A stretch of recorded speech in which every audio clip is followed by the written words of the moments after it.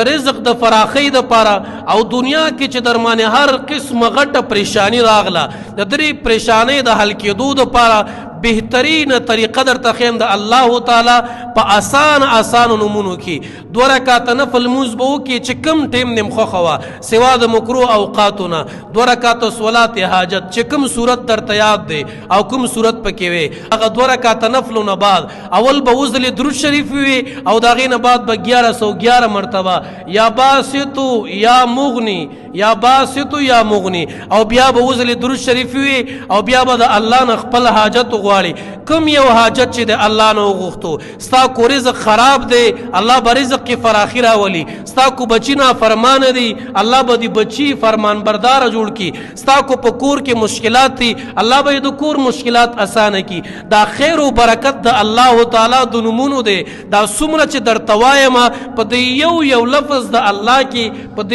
یو نوم د الله کې ځان له خیرونه دي په د یو نوم د الله کې ځان له برکتونه دي په د یو نوم د الله کې ځان له خوشحالۍ دي نو دا ځان له وظیفه کوي کله چې در باندې پریشانی راتله کله چې مصیبت راتو کله چې پیسې ختمېدلې خو په صحیح نیت باندې او په صدق دل باندې چې الله دا کار خامخا راته کوي دقه وظیفه وکړئ انشاءالله تاسو ګورئ چې الله مشکل اسانه کنه